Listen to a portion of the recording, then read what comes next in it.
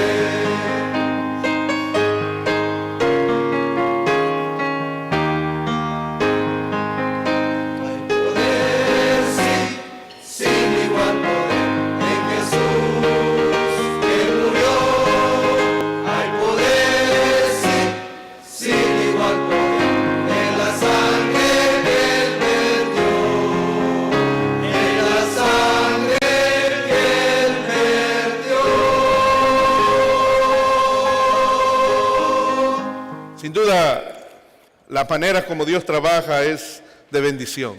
No quisiera pasar desapercibido de saludar a la familia Echeverría, está con nosotros, están por ahí, los vi. Es un gusto saludarles y tenerles. Es una bendición volverlos a ver. Y sin duda, cada uno de ustedes son una bendición en la casa de nuestro Dios. ¿Alguno de ustedes cómo vino a la iglesia? Quiero preguntarles. ¿Cuántos vinieron en carro? No levante la mano. ¿Cuántos vinieron a pie? No levante la mano. ¿Cuántos vinieron en bus? ¿Cuántos vinieron en burro? Ninguno, ¿eh? Eso allá en el pueblo, ¿no? Pero todos llegamos a la iglesia. Y llegamos de una y otra manera, llegamos a este lugar. Y este lugar es un lugar especial en el corazón de todos nosotros. Porque de una y otra manera, ustedes han nacido aquí, se han desarrollado, otros se han integrado y han hecho parte de esta familia. Y hoy en día, muchos de ustedes pueden estar viajando desde muchos lugares muy lejos, pero quieren llegar a la iglesia que ustedes desean. Y quieren reunirse en el lugar y con la hermandad que ustedes estiman. Sin duda, Dios tiene muchas maneras de llevarnos. A uno los trajo en bus, a uno los trajo en bicicleta, a otro los trajo en su auto, a otro los trajo a ride, a otro de una y otra manera. Usted se movió y llegó a la casa de Dios. Y gloria sea el nombre de Dios por ello. Porque llegamos con expectativas. Y esas expectativas son las que cuando nosotros las colocamos a nuestro Dios, nos damos cuenta que es un Dios que nos trae por diferentes caminos. Tuve el gusto de conocer a Rosemary. ¿Dónde está Rosemary? ¿Dónde estás? Estás allá. Rosemary, le digo, usted es miembro de esta iglesia, visita. Soy una visita, pastor. Pero nos da un gusto tenerla. Y ella abrió su corazón. Y cuando alguien abre su corazón, sepa una cosa, usted no va a regresar vacía a su casa. Y tenga esa confianza, hermana Rosemary. Dios tendrá un mensaje para su corazón de fortaleza, de fe y de confianza. Y usted va a regresar fortaleciéndose y dependiendo de la mano de Dios. La Escritura es el medio que Dios nos ayuda, pero la iglesia y la existencia de la iglesia es una bendición tenerla. ¿Saben ustedes que este es como un faro en medio de la tormenta? ¿Lo creen así? Este es un faro que está alumbrando en medio de la tormenta. Si usted viene allá por la Séptima, allá por arribita de la Olympic, ¿cuál es la calle? ¿Séptima? No. Arribita de la Olympic, después de la Olympic, la 8. Cuando usted viene en esa calle, la 8, puede ver la torre de la iglesia. Cuando usted viene por allá por el freeway, puede ver la torre de la iglesia. Yo digo, ¿cómo es esa forma de ser de nuestro Dios que nos ha colocado en un lugar que donde usted quiera que se ponga de pie, puede ver el faro de la iglesia? Han pasado largos años y esta iglesia se ha sostenido porque ustedes han sido fieles en este lugar. Yo pediría un fuerte amén, porque ninguna iglesia subsiste si no somos fieles. Y ustedes han sido fieles. Y cuando nosotros somos fieles, Dios bendice nuestro caminar. Dios ha encendido este faro en medio de esta ciudad. ¿Saben? Tan impactantes las situaciones a veces que uno se sorprende. Estamos teniendo problemas con una máquina de fotocopiadora y resulta que nos cansamos ya de la persona que maneja la fotocopiadora y vamos a reemplazarlo, vamos a buscar a alguien. Y entonces comenzamos a buscar y ahí tenía un papel de previamente las máquinas que habíamos conseguido en otra iglesia y lo llamé, mira Carlos, necesitamos un quote, pero algo que nos ayude. Somos iglesia non-profit, no estamos aquí haciendo negocios, estamos aquí sirviendo a Dios y sirviendo a la comunidad. Sí, pastor, vamos a hacerlo mejor. ¿Y qué creen que sucedió? Comenzamos a hablar, me dice, ¿me puede dar la dirección? Sí, mira, estamos en la 1366 Sur Alvarado, en la Hoover y la Alvarado. Y me dice, pastor, cuando yo era niño iba a esa iglesia, una iglesia de una torre grande. Sí, le digo, ahí estamos. Yo iba ahí cuando era niño. Entonces le dije, hace siglos, le digo. Se rió, me dijo, hace un par de años atrás, me dice. Pero lo que quiero decirte, cómo Dios nos conecta con personas que de una y otra manera han estado en este lugar. ¿Y cuántos han estado? ¿Y cuántos han salido? Si yo preguntara, ¿cuántos son los que han estado desde que la iglesia comenzó? ¿Alguien puede levantar la mano? 1, 2, 3, 4. Por allá había una mano. 5,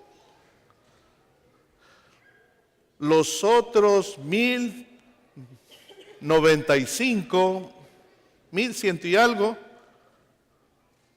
somos paracaidistas. Llegamos y recogimos nuestro paracaídas. Y esta mañana lo que quiero que tú puedas entender que hay una razón por la cual estamos aquí. Hay una razón por la cual Dios tomó este lugar como un centro de farol. Decíamos que los faroles son buenos para el tiempo ¿de qué? De los momentos nublados, de los momentos de tormenta. Se cuenta la historia de aquella fragata norteamericana. Ustedes saben que cuando usted anda en una fragata norteamericana se sienten Superman, ¿no? Son veloces, son rápidas, se mueven y tienen esa fuerza, ese vigor, están atentos. Así es que esta fragata comenzó a navegar y a navegar de noche y comenzó a tomar un curso y miró que al otro lado se le proyectó otra luz. Ellos iban con su luz y proyectaron. Y entonces comenzó la fragata de la armada a decirle, por favor, los que están barcos del otro lado, que por favor cambien de rumbo, porque esta fragata es una fragata del ejército. Y el otro que contestó le dice, bueno, el que debería de cambiar su rumbo es usted, sería mejor que tome otra decisión en vez de la decisión que está tomando. Y entonces el hombre ya molesto, el comandante le dijo, dígale que somos de la armada y que si no se mueve, le vamos a tirar las bombas que necesitamos tirarle. Y entonces el otro le contestó, bueno, dice, si ustedes van a tirar las bombas, recuerde que nosotros somos el faro que está en la costa y si ustedes quieren venir a estrellar, bienvenidos. A veces tenemos esa lucha. Queremos correr en contra de lo que Dios ha colocado. Yo quisiera decirte, esta iglesia es un altar del triunfo. Y si es un altar del triunfo, nosotros debiéramos de conocer bíblicamente cómo Dios trabaja y cómo Dios trabajó con Samuel, cómo Dios trabaja con su iglesia, cómo Dios ha provisto y la ha sostenido. Y que el crédito de todo lo que se ha logrado es en el nombre de Dios. Y hay historias que hay que contar, unas podemos contarlas al comienzo, otras al final, pero yo quisiera que tú tomaras el capítulo de Samuel, primera de Samuel, capítulo 7,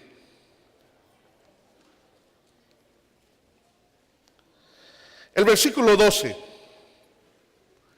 el que leímos en la Escritura dice, tomó luego Samuel una piedra y la puso entre Mispa y Sen, y le puso por nombre Ebenezer, diciendo, hasta aquí nos ayudó Jehová. ¿Podemos decir nosotros hasta aquí nos ayudó Jehová? Claro que podemos decir. En nuestro caminar con Dios, tenemos situaciones de las cuales usted y yo no tenemos control, pero Dios sí tiene control.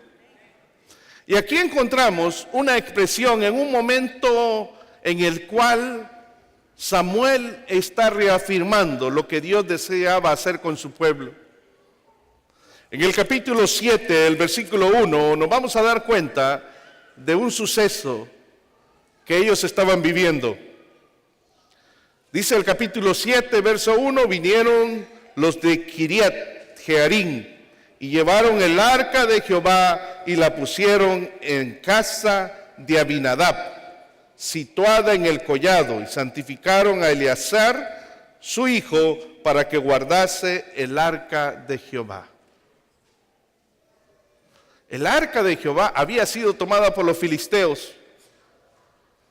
Y los filisteos, si ustedes leen el capítulo 6, se dan cuenta de que comenzaron a ver cosas raras en el templo de Dagón, donde estaba el arca. La estatua de Dagón se había ido de bruces, se había roto las manos, se había hecho pedazos, y ellos decían, no más la podemos tener en este lugar, porque esa arca es el Dios de los israelitas.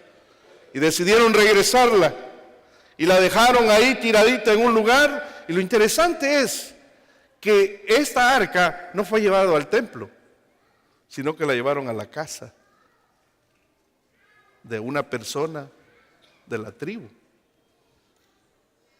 Y al dejarla ahí, ellos estaban expresando ciertas situaciones de las cuales vamos a estar hablando en un par de minutos. Y dice el verso 2, desde el día que llegó el arca a Kiriat Jearim, pasaron muchos días, 20 años, y toda la casa de Israel lamentaba en pos de Jehová.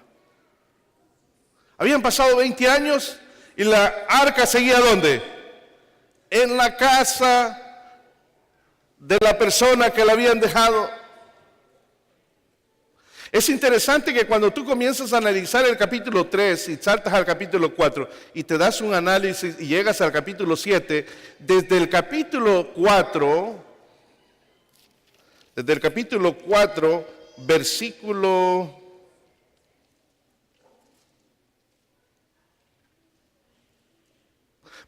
1, nos damos cuenta que es la última mención de Samuel. Y Samuel reaparece ¿a dónde? En el capítulo 7. O sea que hay un lapso de tiempo que Samuel no entra, no aparece en el conflicto. Pero aparece en el capítulo 7, en un momento en el cual han pasado 20 años.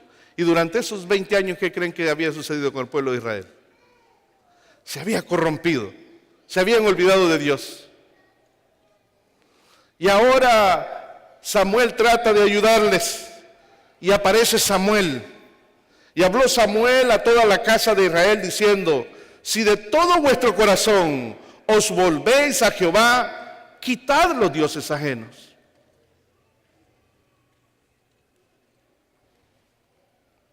Y a Astarot de entre vosotros, y preparad vuestro corazón a Jehová, y solo a él servir, y os librará de la mano de los filisteos. Sin duda nosotros queremos y adoramos a Dios en este lugar. Y deseamos que este lugar sea bendecido, ¿sí o no? Al pedir la bendición de Dios, nosotros necesitamos romper con todo aquello que nos ata, con lo que nos quita el primer lugar de Dios. Y para eso nosotros debemos de entender que cuando nosotros colocamos nuestros corazones en la mano de Dios, nuestra vida toma sentido. Nuestras decisiones toman sentido. Nuestra experiencia con Dios toma sentido. Y entonces todos aquellos ídolos que forman parte de nuestra vida comienzan a colocarse a un lado. Astarot, los dioses de los Baales. Lo más interesante es que cuando una persona está sujeta y ha vivido circunstancias desfavorables, todos queremos encontrar una solución. Y el texto dice que ellos querían ser librados de los filisteos. Y entonces dice el versículo 4, entonces los hijos de Israel quitaron a los Baales y a Astarot y sirvieron solo a Jehová. Y la clave de nuestra vida es poder entender por qué hacemos lo que hacemos. ¿Por qué compraron esta iglesia? ¿Por qué nos reunimos en esta iglesia? Pastor, es que la arquitectura estaba bonita. Las paredes estaban suficientemente amplias. Las ventanas estaban las más hermosas que encontramos. ¿Por qué? ¿Por qué Dios nos dio este lugar? Y nos dio este lugar para que cada uno de nosotros nos integráramos en un grupo de membresía colectiva a servir a otros. Para eso Dios nos integró. Por eso por estas puertas entran una cantidad de personas conocidas, desconocidas, que entran con la necesidad de escuchar, que entran con la necesidad de que Dios hable. Y es ahí donde nosotros deberíamos de entender que servimos a Dios. Cuando servimos a nuestro prójimo, servimos a Dios. Y dice el verso 5, y Samuel dijo, reunid a todo Israel en Mizpa, y yo oraré por vosotros. Vino el pedido, vino el deseo, y lo más interesante es que Samuel los lleva a conectarse con Dios. Y los lleva a conectarse con la necesidad más grande que tú y yo deberíamos tener, que es la oración. Y los conecta de tal manera que comienza a haber un reavivamiento en el corazón del pueblo. Y quisiera decirte, cuando tú te comienzas a conectar con Dios, el enemigo no se va a quedar quieto. Cuando tú comienzas a recibir las bendiciones de Dios, el enemigo no va a querer que tú hagas una conexión plena con Dios. Porque es ahí donde Dios levanta sus instrumentos. Es ahí donde Dios dirige y hace lo que Él desea hacer. ¿Ya has preguntado por qué razón Dios te trajo a esta iglesia? ¿Has cumplido ese concepto de la misión a la cual Dios te trajo? No, pastor, pero es que yo tengo ya 10 años, 15 años, pero a mí nadie me da cargo. No necesitas cargo. Lo que necesitas es el deseo de tu corazón de estar dispuesto para que Dios guíe tus pasos y ministres en su casa. Todos somos miembros para ministrar en la casa de Dios. Pero necesitamos entender que esa conexión es importante entre mí y Dios. Pero dice, y se reunieron en Mizpa y sacaron agua y la derramaron delante de Jehová. Y ayunaron aquel día y dijeron ahí, contra Jehová hemos pecado. Y juzgó Samuel a los hijos de Israel en Mizpa. Derramaron. ¿Cuál fue esa acción de derramar? ¿Qué significa el derramar? Cuando nosotros nos derramamos, el derramar agua era expresar la necesidad, era el abrir su corazón. Cuando tú vienes a la casa de Dios, vienes con deseo de que Dios hable a tu vida y tú te derramas internamente. Cuando tú te derramas internamente, Dios no pasa desapercibido a la necesidad de tu corazón. ¿Cuántos milagros hemos visto y hemos escuchado en este lugar? ¿Cuántos milagros Dios seguirá haciendo cuando nuestra fe, cuando nuestros deseos están movidos no por sentimientos egoístas, sino por principios de fe? ¿Cuántos milagros Dios está haciendo a nuestro alrededor que pasamos desapercibidos, que nos damos cuenta que el que comenzó la buena obra, Él sigue dirigiéndola? Cuando sacó al pueblo de Israel, le faltaba pan, ¿y qué hizo? Hizo caer pan. ¿Querían codornices? Les mandó codornices. ¿Tenían situaciones difíciles para cruzar el Mar Rojo? Se los abrió. ¿Tenían situaciones difíciles para cruzar el Jordán? Lo abrió. ¿Qué quiere decirte todo esto? ¿Por qué la Biblia enmarca situaciones y circunstancias para que tú no puedas olvidar que Dios, así como ha obrado en el pasado, seguirá obrando en el presente y en el futuro? Que Dios está dirigiendo su iglesia, que Dios tiene gente que le adora y Dios la ministra. ¿Cuántas veces has ido al hospital y has tenido una oración por un hermano y cuando saliste del hospital te llaman que el hermano se siente mucho mejor que antes que tú llegaras y que dice que los dolores han desaparecido? Y a veces tú, incrédulo también, casualidad, ¿no? Dios te utiliza como instrumento y a veces nuestra lucha. Israel era la niña de los ojos del pueblo de Dios. Israel era el representante de Dios. Por lo tanto, Dios estaba en el negocio de ellos. Dios quería dirigirlos, pero llegó un momento en que estos movimientos se cansaron de Moisés, pidieron jueces, se levantaron jueces, y ahora Samuel era el último juez y querían una monarquía. Y Dios le dio reyes. Y nos vamos enfrascando en tratar de reemplazar. Reemplazamos a uno, reemplazamos al dos, reemplazamos al tres. Y pensando que reemplazando o moviendo, nosotros vamos a llegar a triunfar. Y yo quisiera decirte que si Dios no es el centro de nuestra iglesia, no vamos a llegar a ser triunfadores. Y quisiera mostrárselos. Si ustedes ven el capítulo 3, en el versículo 1, mira lo que había en el problema antes de que la arca del pacto fuera tomada. Mira lo que dice. El joven Samuel, capítulo 3, versículo 1 de 1 Samuel, el joven Samuel ministraba a Jehová en presencia de Elí. Y la palabra, ¿qué dice? Y la palabra de Dios o de la palabra de Jehová escaseaba en aquellos días y no había visión con frecuencia. En otras palabras, eran el pueblo de Israel, pero habían perdido su relación con Dios. Y cuando tú pierdes tu relación con Dios, pierdes la visión.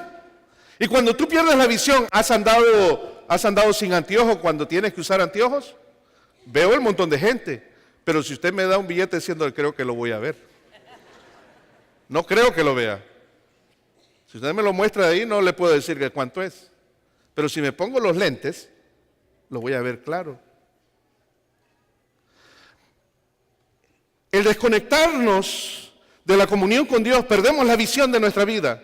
Y en vez de crear un equipo colectivo, y en vez de tener una visión hacia dónde vamos, comenzamos a tomar nuestras direcciones y nos comenzamos a interferir en el camino cristiano. Y al final nos terminamos sonsacando unos del lugar que Dios nos ha colocado. No, es que el líder que pusiste, no, es que ese primer anciano no funciona. No, es que el director de coro no funciona. No, es que el pastor debemos de cambiarlo. No cambiamos al pastor, cambiamos a la diaconisa, que es la del problema. No cambiamos. Y comenzamos a buscar, porque hemos perdido la visión con Dios. Ahora le quiero hacer una pregunta. ¿Y ninguno ha tomado la iniciativa de ponerse de rodillas a orar? ¿Ahora entienden por qué estamos orando los domingos? Porque hay una necesidad. El peso que nosotros llevamos como líderes es grande. Se nos avecina una tormenta. Por eso estoy compartiendo con ustedes, se nos avecina una tormenta. Y para que una tormenta tenemos que tener la función. ¿Por qué existo? ¿Cuál es la esencia de esto, Señor? ¿Por qué tú diste este lugar? ¿Por qué no nos diste este conflicto? ¿O por qué no se lo diste al pastor previo? ¿Por qué no se lo diste al pastor Enoch? ¿Por qué me lo diste a mí? ¿Por qué tengo que agarrar el exceso en esto? Pero lo que quiero decirte es que no es el objetivo de buscar por qué y por qué y por qué. El objetivo es ¿para qué? ¿Qué quieres, Señor? Yo quisiera decirte, cualquier circunstancia que tú estés pasando, solamente Dios está obrando en tu vida para que tú puedas subir a otro peldaño. La situación del pueblo de Israel era para llevarlo a otro momento, para llevarlo a otra etapa, para hacerlo crecer. Y si nosotros no tenemos desafíos, no podemos crecer. Si nosotros no tenemos conflictos con nuestro cuerpo, con nuestra mente, con nuestras emociones, con nuestros hijos, con nuestra esposa, con los seres humanos, no podemos crecer. Por eso los conflictos que tenemos serán bendición para aquellos que creen en el Señor. Porque serán oportunidades en las cuales la mano de Dios intervendrá. Y cuando la mano de Dios interviene, es otra cosa que podemos apuntar de cómo Dios ha obrado en el pasado. Porque vamos a pasar y la vamos a compartir a otros de cómo Dios ha obrado. ¿Alguna vez le ha contado usted cómo vino a este lugar, a este país? A veces mis hijos caminan bien hermosos, bien esbeltos, pero le digo, ¿supiste cómo llegamos? ¿Supiste que una decisión tuvimos que tomar? ¿Supiste que nos teníamos que meter en X manera para entrar a este país? Y posiblemente cada uno tiene una historia, cómo cruzó, cómo vino. Unos por el desierto, otros en el motor de un carro. Primera vez que uno se montaba en un avión y ahí va, que no haya ni qué hacer. En una ciudad que nunca había salido de un pueblito de 100,000 personas.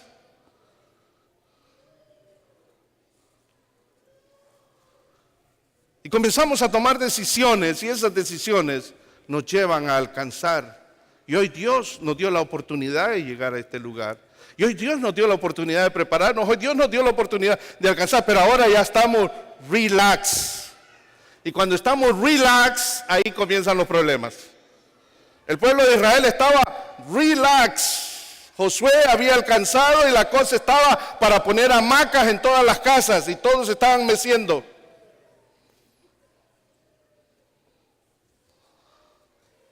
Pero yo quisiera decirte que el costo de llegar, el sacrificio y cómo llegaron, tenía un único líder. Y ustedes van a decir, Moisés, no. Era Cristo Jesús guiando al pueblo de Dios. Y Dios no nos tiene para que nos quedemos en este lugar. Dios está viendo nuestra necesidad de avanzar y de alcanzar y de desarrollarnos. Pero para podernos desarrollar debemos que entender que hay que seguir sembrando la palabra de Dios en el corazón de otro. La palabra de Dios escaseaba, dice. Y cuando la palabra escaseó, mire lo que pasó. Si ustedes ven el capítulo 4, vinieron los filisteos, comenzaron a tener pleitos con los israelitas. Y entonces aparecieron los dos hijos del pastor Osorio. No, gracias a Dios yo no estaba en ese tiempo. Aparecieron los dos hijos de Elí. ¿Y qué pasó? Fitness y Oni. Y ellos dijeron, para vencer en la guerra necesitamos el arca de Jehová. ¿Y qué creen que hicieron? Se la llevaron y le dieron una apabullada que los sometieron, les quitaron el arca. Pero es interesante que cuando usted llega al capítulo 7, usted se da cuenta cómo hace las cosas Samuel. Samuel había aprendido a oír a su Dios. Y usted y yo necesitamos saber aprender a escuchar a Dios. Habla, Señor, que tu siervo oye. Pero nosotros, ¿se han fijado que nosotros hablamos primero y después, dime lo que vas a hacer? Mira, Señor, ya lo hice, pero ¿qué es lo que decía? ¿Qué decías? ¿Que cómo lo hiciera? Pero ya lo hemos hecho, ¿qué? Ya hemos desparramado. Samuel los lleva a la oración, Samuel los lleva al ayuno, Samuel los lleva a encontrarse con su Dios. Y cuando están con su Dios, confiesan sus pecados. Y cuando confiesan sus pecados, entonces toman la vitalidad. Y hermanos, cuando nosotros nos concentramos en Dios, vitalizamos nuestra vida. Pero cuando tú estás vitalizándote, cuando tú estás en esa comunión, cuando tú estás creciendo, cuando tú te estás acercando a Dios, cuando estás reconociéndolo, cuando han dejado todos los ídolos, es ahí donde comienza el conflicto. ¿Para qué vas a la iglesia? ¿Qué estás siguiendo a la iglesia? No vayas a la iglesia. ¿Algunos de ustedes lo criticaron cuando venía a la iglesia? A muchos. Algunos que han de haber comprado una Biblia chiquita para echársela aquí, para que no lo vieran que iba con una Biblia.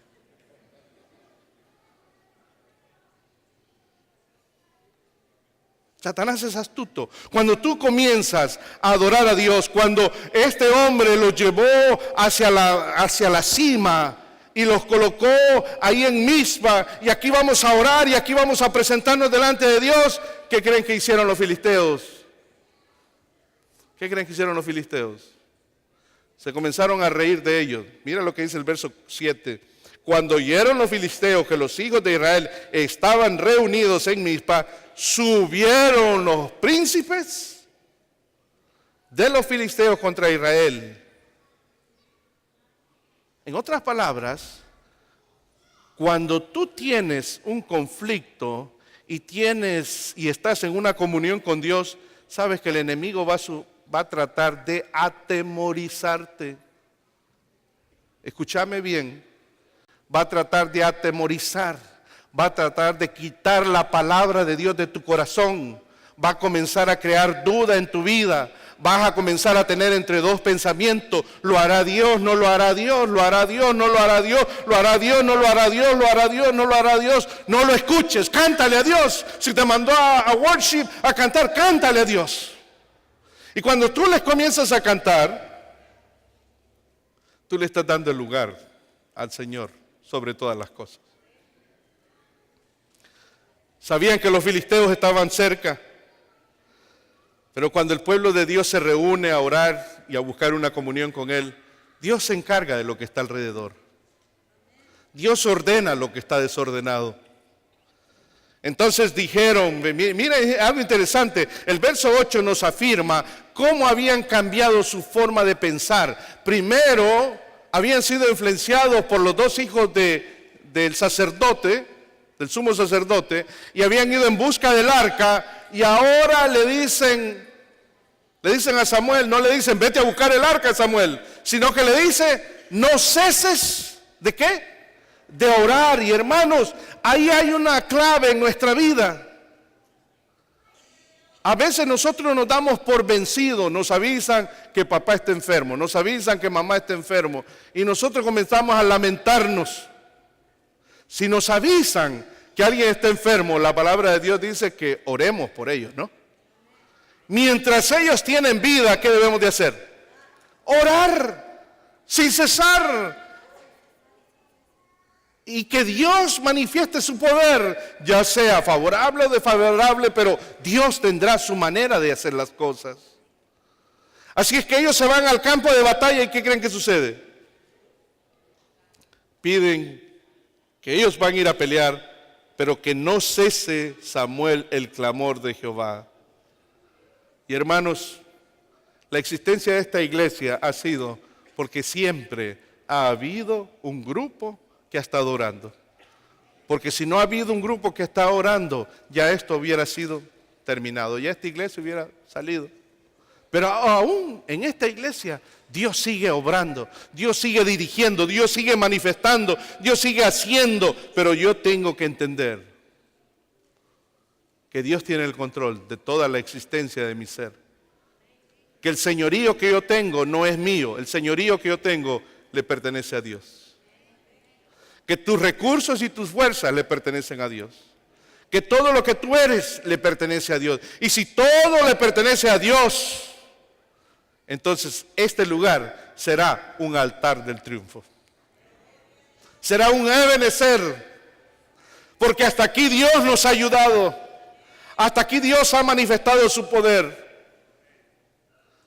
Yo quisiera pedirle a nuestra hermana Pardo, venga por acá hermana Pardo, le voy a hacer un par de preguntas.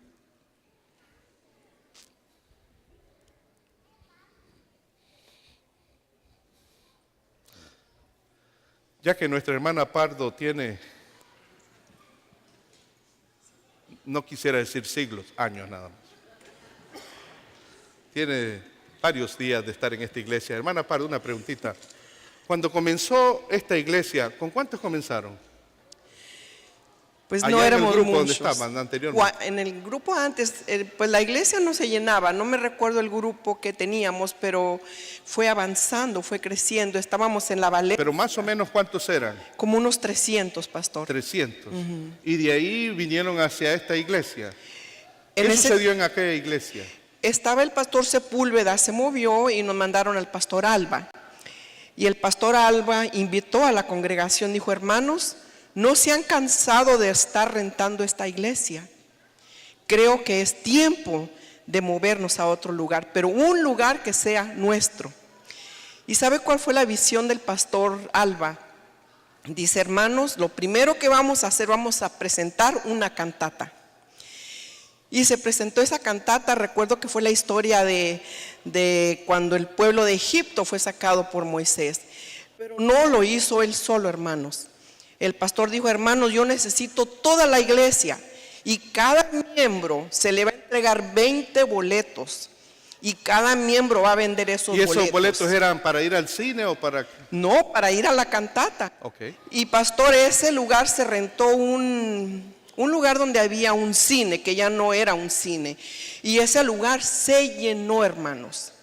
Después el pastor vio el éxito, dijo, hermanos, otra cantata. Y presentamos otra cantata, pastor. Y lo mismo. Y así después la idea fue de que cada miembro, cada sábado, se le entregaba un sobre que decía pro templo. Y cada hermano, después de que se recogían los diezmos, las ofrendas, se ponían enfrente a unos platillos. Y era el tiempo de que cada hermano trajera su ofrenda pro templo. Y pastor, enseguida tuvimos nuestra iglesia, que fue por la 12 y la New Hampshire. Okay. Y ahí seguimos trabajando porque el plan no era de tener deuda, sino de terminar de pagar la iglesia. Yolanda, ahí está Yolanda Salazar, ella se acuerda, estábamos solteras todavía, pastor. En 2 minutitos resúmame la historia. Bueno, allí terminamos de pagar la iglesia. ¿Sabe cómo, hermanos? Hacíamos kermeses. El pastor decía, vamos a tener venta de comida de todos los países. Hicimos tantas actividades, hubo muchos conciertos, pastor, que la iglesia también se llenaba. Y quiero decirle, pastor, para la honra y gloria de Dios, esa iglesia, hermanos, estaba llena. Hubo que poner sillas en los lados, en los centros, porque ya no cabía la gente. Okay. ¿Y qué pasó, hermanos? El Señor nos bendijo, quemándonos la iglesia. Yo digo que fue una bendición, pastor, porque ya no cabíamos. Se quemó la iglesia. Se quemó la iglesia. ¿O la quemaron? Pues dijeron que un ratoncito había provocado mordido, el sí. cortocircuito. Así es que ahí fue que se quemó la iglesia, hermanos. Y miren este edificio tan hermoso, pero hermanos, no fue fácil.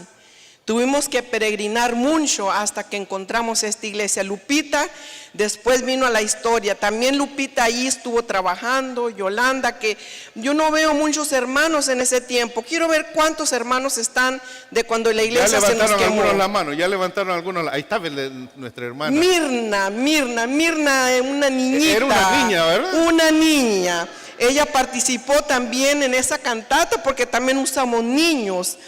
Y pastor, quiero decirle que después tuvimos que continuar con actividades. Esta iglesia se llenaba de los conciertos. Y si Saúl me está escuchando ahorita, él ofreció muchos conciertos gratis para que esta iglesia tuviera los fondos, pastor. Así es que, hermanos, imagínense, pastor, le hago una pregunta a todos, hermanos. Que el pastor nos diga, hermanos, tenemos que presentar una cantata, pero bien bonita. Pero hermanos, cada uno de ustedes tiene que vender 20 boletos. ¿Cuánto dinero recogeríamos ahí, pastor? Así es que saldríamos del problema que estamos enfrentando. O traer conciertos, pastor. Gracias, mi hermana. Bueno. Es una bendición cuando nosotros recibimos este tipo de informe, aunque es corto. Ya llegará el tiempo donde lo vamos a ver completo. Pero lo que quiero decirles es que nada ha sido fácil. Dios nos ha ayudado, no podemos olvidar. ¿Se acuerdan por qué hacemos la comunión de la Santa Cena? ¿Saben por qué la hacemos? Porque la hacemos en memoria de ¿quién? En memoria de nuestro Dios.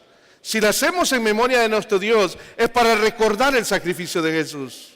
La cruz es un recordatorio que tu salvación no fue una salvación liviana, fue el pago ¿de quién? De un Dios que nos amó, de un Dios que nos colocó dentro de este camino. El hecho de que la tumba de nuestro Dios está vacía, ¿qué significa? También es otra señal de bendición, de que el Señor venció y que tú y yo podemos ser más que vencedores. Hoy Dios desea que nosotros podamos seguir colocando esta piedra y seguir alumbrando en el corazón de otros y poder ser ministrados para glorificar el nombre de Dios, para que este lugar sea un Ebenezer, un altar del triunfo para nuestro Dios, un lugar donde podamos decir, hasta aquí Dios nos ha ayudado. Este es el proceso de ayuda de Dios, porque no podemos olvidar el pasado en el proceso del presente con el proceso de llegar a la Canaán celestial, a la patria celestial. Y para llegar a esa patria celestial, debemos de caminar colectivamente, unidos, con un mismo propósito, con un mismo esfuerzo, para poder llegar al final de esta alborada. Que Dios bendiga su palabra, que juntos nos podamos seguir uniendo, caminando y respirando con su presencia. Y vamos a